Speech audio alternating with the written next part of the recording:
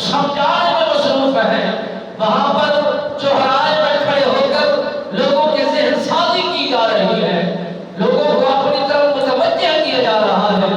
حضرت شیخ عبد القادر جیلانی سرکار نے جب یہ بات سنی، آپ کے جسم کے اندر لفظہ کاری ہو گیا اور کب کبھی کا شکار ہوئے اور جذبات اور غصہ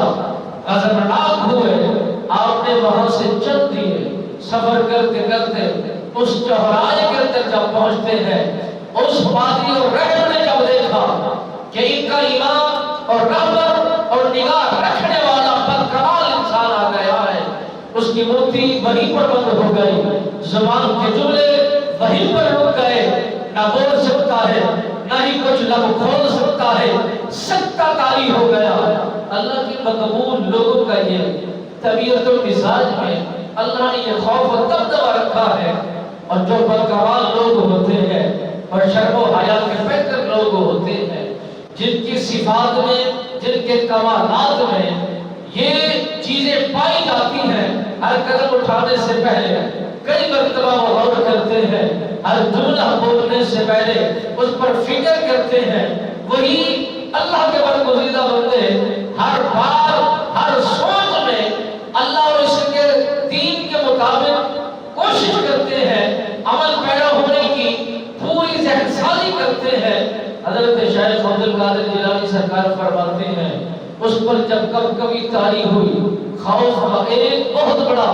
پہاڑ ٹوٹ گیا، تو میں نے جاتے ہی پوچھا کہ تو نے جو قرآن سے ثابت کیا ہے کہ قرآن کے اندر حضرت عیسیٰ علیہ السلام سرکار نے مردوں کو زندہ کیا ہے، یہ اللہ کے نبی کی صفت تھی، صفت کے علاوہ کسی اور کے اندر یہ بات پائی جاتی ہے یا کسی اور کے اندر یہ بات داخل ہو چکی ہے؟ اس راہب نے کہا کہ حضور میں نے جو تمہارے قرآن کے اندر پڑھا ہے یہی کچھ پڑھا ہے، اس کے بعد اللہ کے اس مقبول نبی کے بعد کسی راہب کے اندر، کسی پادری کے اندر، کسی سکالر کے اندر، کسی بہترین رہنما کے اندر یہ بات نہیں پائی گئی۔ حضرت شیخ عبد القادر جیلانی سرکار فرماتے ہیں یہ نبی کا خاصہ تھا، مردوں کو زندہ کرنا یہ نبیوں کا خاصہ، اور انہی کے مزاج میں یہ بات تھی کہ وہ آگے منتقل نہیں ہوئی۔ تم نے یہ دعویٰ کیا حضرت عیسیٰ علیہ السلام سرکار نے مردوں کو زندہ کیا،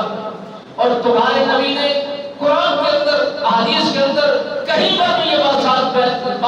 ثابت نہیں ہے کہ کسی مردے کو زندہ کیا ہو۔ حضرت شیخ عبد القادر جیلانی سرکار نے فرمایا یہ بھی لوگ ہیں، انہیں کیا خبر قرآن کیسا علم دیتا ہے، انہیں کیا خبر قرآن کا علم رکھنے والا کتنا باکمال ہوا کرتا ہے، اور انہیں کیا خبر قرآن کے اوپر عمل کرنے والا اللہ کے نزدیک کتنا طاقت فل ہوتا ہے۔ تو